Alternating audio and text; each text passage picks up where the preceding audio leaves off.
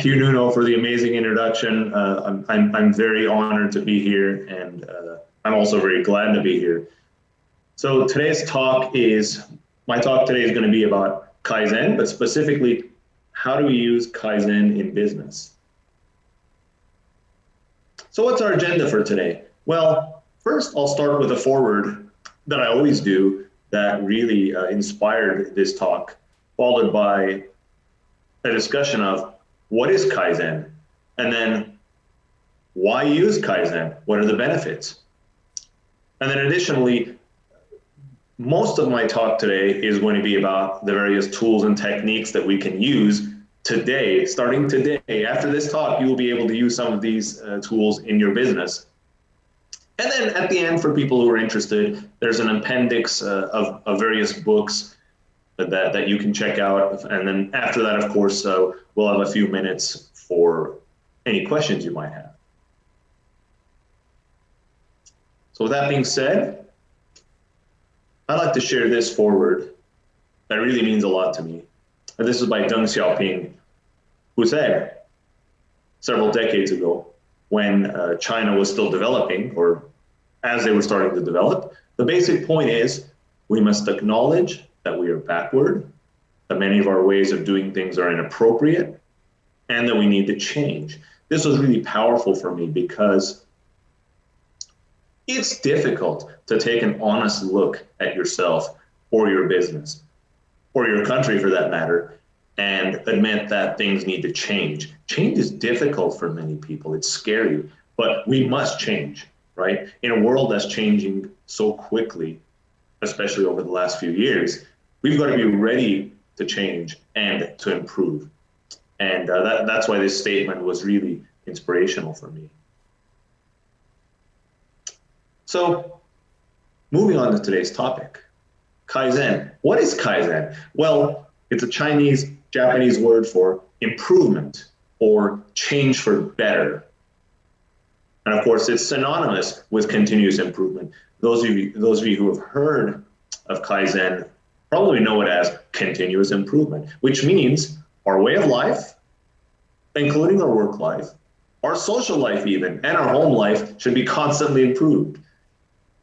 But Kaizen is all about asking small questions, thinking small thoughts, and taking small actions. That's the way you should really think about it. Kaizen is not about doing something revolutionary in one day, right? It's about taking small steps toward improvement. And as I'm going to share later, that's what makes it so beautiful. And that's what makes it less stressful for most people.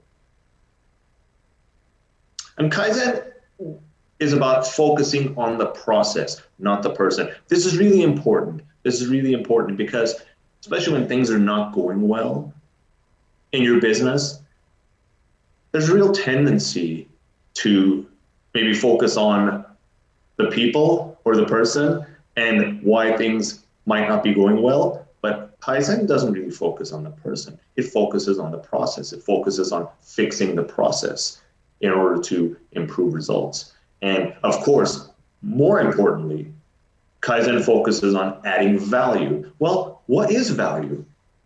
Basically, the way we define value here is any action or process that a customer would be willing to pay for. Similarly, what's waste? And we're going to talk a lot about waste.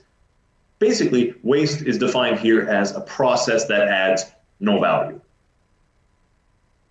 And when we're talking about Kaizen, some people might ask, well, all this talk about process, on value, I mean, is that all you care about? Well, actually, no, results are not everything. They're neither everything nor the only thing. They're very important, but we also have an interest in improving morale among our teams, participation, discipline, and communication skills. Yes, believe it or not, we can use Kaizen to improve communication skills. It's a very human-oriented methodology, which may surprise some of you, but we're definitely going to get into why that is shortly. And as I just mentioned, Kaizen, the way we should think about it is it involves small incremental improvements made on a regular basis. What's also beautiful is We can implement it today using simple, low cost, usually free, conventional tools. And what's also important to look at is Kaizen's generic. We can apply it to nearly every aspect of business. It is not only for manufacturing businesses, right? As some people may believe. Kaizen can be used in healthcare. It can be used in software development. I use it all the time, and I don't currently operate a manufacturing business. So, with that being said, some people ask, well, what's the difference between innovation and Kaizen? Well, innovation is a huge improvement as a result of technological advancements, which, of course, I love.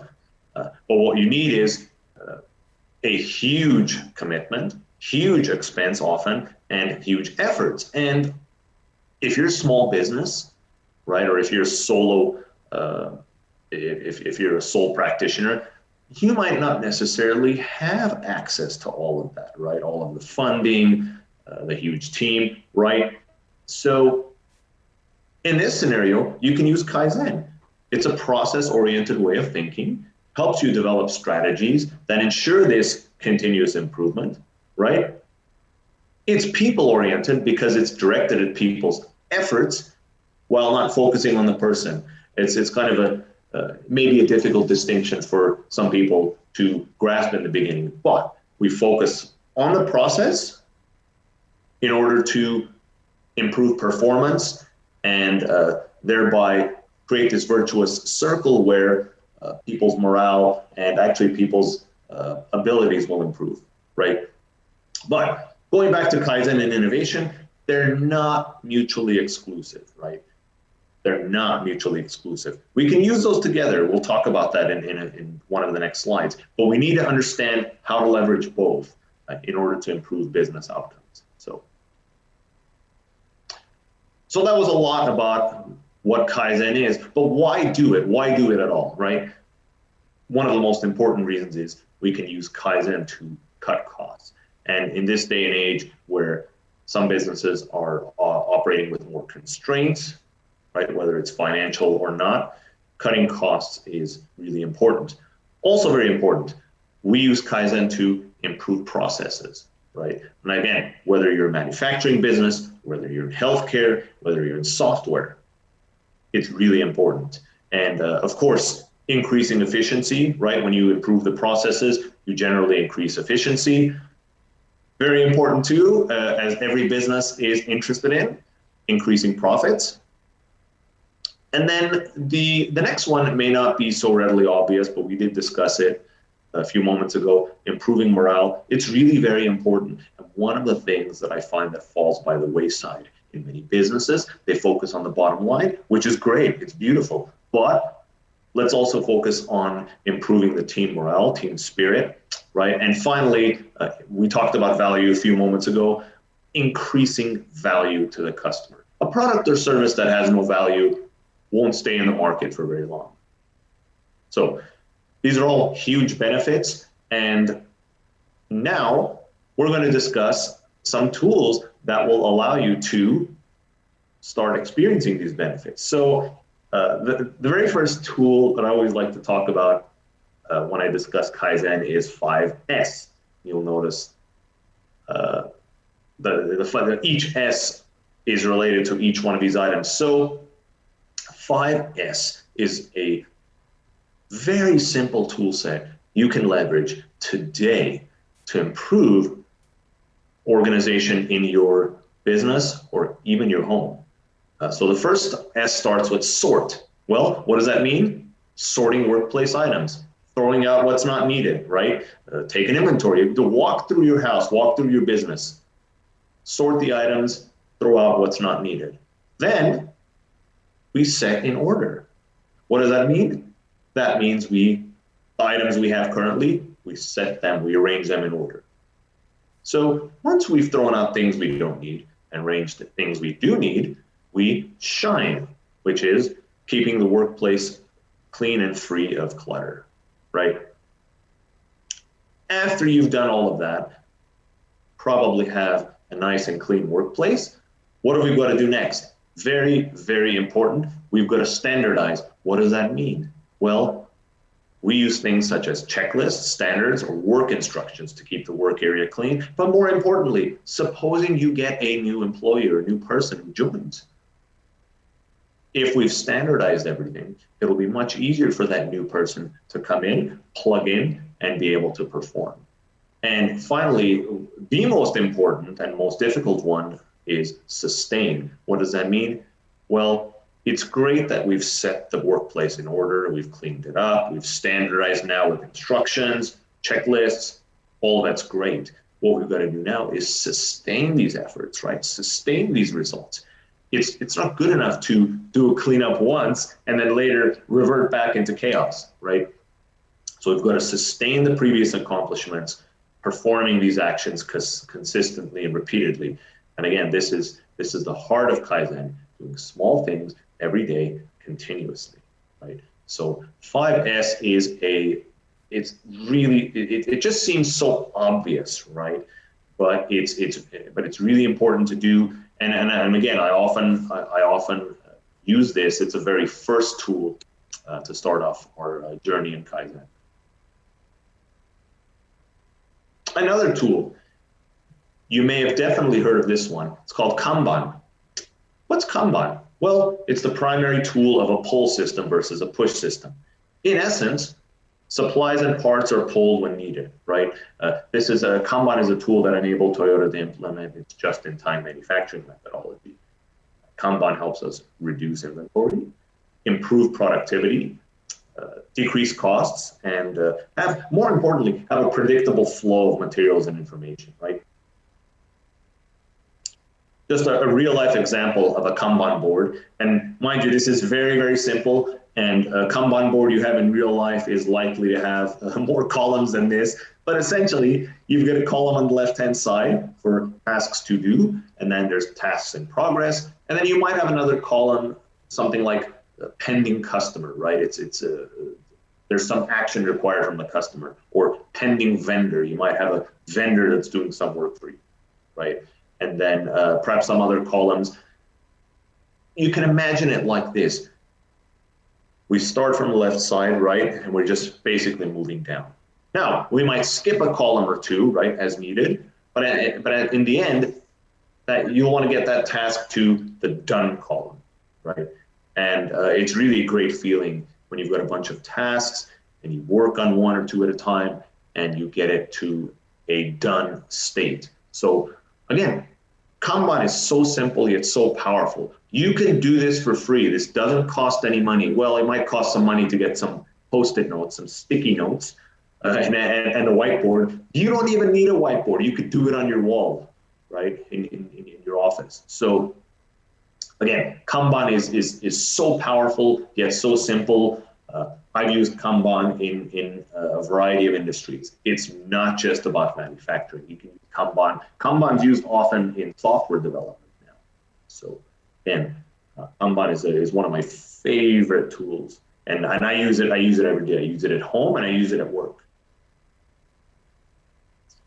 And of course, no discussion about process improvement can be complete without also having a chat about time management. A couple tools that I like to use, and of course, in this day and age, there's so many time constraints where we're doing so many things at the same time.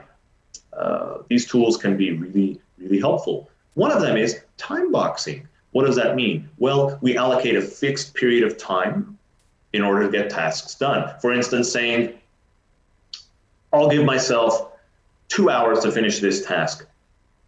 A real life example of time boxing. Some of you who are in software development, a sprint, right? In the Scrum framework, you have a sprint. During this sprint, which may last 1 or 2 weeks, you've got a certain amount of time to get these tasks done. Time boxing is very powerful because psychologically, it gets you oriented to this fixed amount of time during which you've got to complete this task or these tasks. Another one I really like is the Pomodoro technique. This allows us to take large tasks and divide them into a series of smaller tasks, right? And you can use the Pomodoro technique with the Kanban board, right? Supposing you've got the Kanban board, okay? take one of the tasks, any tasks, okay? Estimate how long it will take you to complete the task. Let's just say you estimate that it will take you 2 hours to complete the task. Next, break down the task into chunks of 25 minutes, right? Or 20 minutes, right? Set your timer or stopwatch for 25 minutes. Start. Work on the task until time runs out. If you need more time to complete the task, maybe take a short break and then rinse and repeat. Repeat the above steps until you finish the task. Back when I started using this, I had some doubts about the Pomodoro technique. I was like, well, wouldn't that mean that I would maybe lose focus? But I found that I didn't lose focus, right? Furthermore, even somewhat mundane tasks ended up being more interesting. So definitely check out the Pomodoro technique. Unfortunately, we haven't got enough time today to really delve into it, but at least for me, it really did work. All right, and all this talk about methodology, well, one of the classic methodologies is PDCA, right? It's an improvement cycle methodology. It was developed initially in order to solve problems and, more importantly, to prevent recurrence of these problems, right?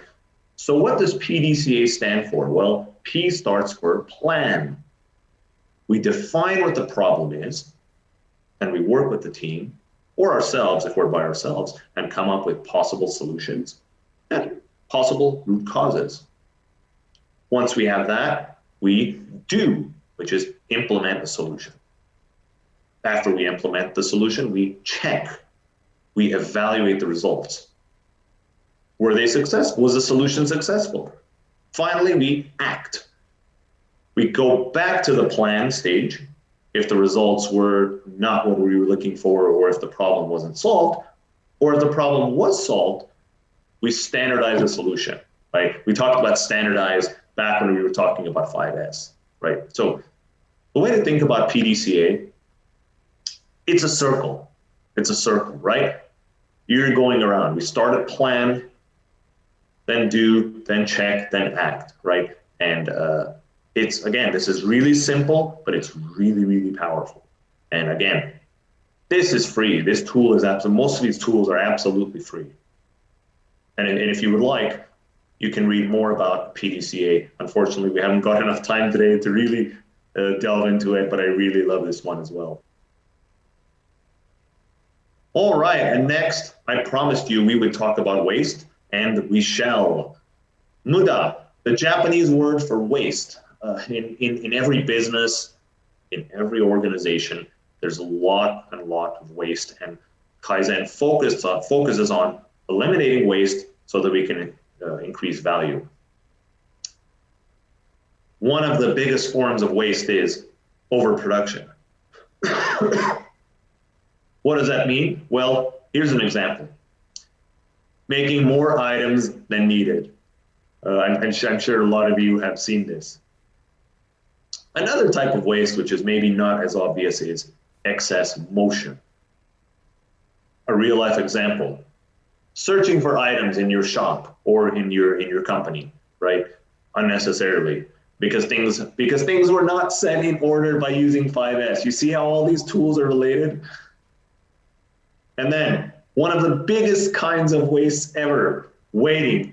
How many of you have experienced this? I think all of us have experienced this, right? Having to wait around because, especially at the doctor's office. That's why I say healthcare professionals could really use Kaizen, because I think all of us are made to wait unnecessarily when going to a doctor's office. And that's, unfortunately, that's a form of waste. And it actually adds no value to the customer. Another form of waste, inventory. Example, accumulating excess items in one's garage or closets or factory or business. I laugh because I think all of us are guilty of this. How many of you out there maybe have some stuff in your business or in your home that you've accumulated that maybe you don't need? And I think all of us would probably raise our hands. Another kind of waste, excess movement of materials or transportation. This is any material movement that doesn't support the immediate production of goods or services. A real life example, manufacturing plant with function-oriented departments together. Anytime you're moving around unnecessarily, right, whether you're moving a person around or whether it's a product or materials, that's a form of waste. And a more obvious form of waste is defect correction, right? Producing a product that has defects. That's a huge. And finally, another kind of waste is excess processing. This is redundant effort that adds no value. A real life example, and I'm sure a lot of us have seen this as well. Designing product features the customer doesn't want. This happens in the software industry all the time, right? Well, I think the customer would love this feature. Are you sure they would love the feature? Or do you love the feature and then you think that the customer will love it? They might love it, but they might not necessarily love it. So we've got to be careful about designing product features that the customer might not derive value from. So these are the 7 typical kinds of waste. And with Kaizen, we are focused on eliminating each one of these types of waste. And as we're discussing waste, another Japanese term, Mottainai. This is the Japanese word for experiencing a feeling of regret over something being wasted. What a waste, right? You might, in Japan, you might hear sometimes, Mottainai ne, which basically means, it's what a shame. It's such a waste. And so, of course, it's related to Muda, the 7 types of waste we just discussed. And so environmentalists in recent years have used this term of Mottainai to encourage people to reduce, reuse, and recycle. And why talk about this, right? Because I think that there's very correctly a bigger focus on sustainability in recent years. Now, whether or not, despite what someone's opinions might be about climate change and whether what we're doing is enough or maybe it isn't enough, sustainability is a topic that is going to become more and more important in business. It has to, right? And so when we're talking about sustainability, we need to look at waste, right? And Mottainai has become the foundation of the waste management hierarchy. You may have seen you may have seen this. It looks like a pyramid. It looks like Maslow's pyramid, right? I think the European. I think these 5 points are from the European waste management hierarchy. At the top, you've got prevention, which is the most favorable. Why? Well, the best way to avoid waste is to prevent it from happening in the first place. That's the beauty of Kaizen. We can eliminate waste by not even allowing it to happen, right? But if you can't prevent, then maybe you reuse, right? You've got products which you can, or materials you can reuse over and over again. Recycle, which is maybe the most common, one of the most common. Recycling is good, but it's even better to not have waste from the start. Recover, and then finally dispose, which is the least favorable. That makes sense. Throwing things away, right? And so anyway, when you've got some time, if you've got some time and interest, you can look into this waste management hierarchy, Mottainai, and again, sustainability is going to become more and more and more important in business. Earlier, we talked about innovation and Kaizen. One of the criticisms of Kaizen is, oh, well, you know what? It's going to be too slow. We need radical change. Well, I'm happy to say we've got that covered too. Kaikaku. Kaikaku is the Japanese word for radical change, making fundamental changes to a process or system within a short period of time, right? So Kaizen and Kaikaku can be used together. Absolutely, yes. They work beautifully together. What's an example? A Kaizen blitz or a Kaizen event where the team gets together, implementing Kaikaku to come up with a come up with huge changes to a product or service within a short period of time, right? So Kaikaku can be either local or global. Locally means within one's company, right? And then global means outside of one's company, within the industry. So you can have a locally innovative implementation, right? This is implementing a new process or methodology, which is a tool set, right? So by using Kaikaku, you can implement new methodologies or new processes, new tools within your company, or if it becomes something even bigger than that, it could be a new tool for the industry. So like this, everybody benefits. Everybody benefits. That's why I keep going back to this is a circle. It's all a circle. It's the improvement of oneself, one's company, and one's industry, and ultimately society as a whole. Again, Kaikaku is a very, very, very powerful tool. Again, unfortunately, we haven't got enough time today to discuss it, but I really love Kaikaku, and it works really well together with Kaizen. And so the last tool we'll be talking about today is Hansei. Another, sorry for all the Japanese words, Hansei. It's defined as self-reflection. This is really very important because oftentimes we get stuck in the day-to-day of doing business, of improvement. All of that's great. All of that's really great. At the end, though, Hansei involves acknowledging one's mistakes and pledging improvement, right? And using this tool, the team can hold a self-reflection meeting where team members identify mistakes and challenges that they experienced along the way. And more importantly, is to create a plan for future efforts, right? And the most important thing to notice here with Hansei is it's not, well, it is about problem solving, but that's not the most important thing. The most important thing is identifying the root causes, right? So that the problems won't reoccur. An example on the West. This is not an Asian thing. An example on the West. Sprint retrospective. Those of you who are involved in software development, right? So I talked about sprints earlier, right? When we talked about time boxing, you've got a sprint. At the end of the sprint, you have a sprint retrospective, right? Whereby you look at what went right, what went wrong, and what we're going to do for the future. And now, after we've talked about all of these tools and techniques, I'd like to open up the floor to anyone who may have any questions. I'd love to answer them.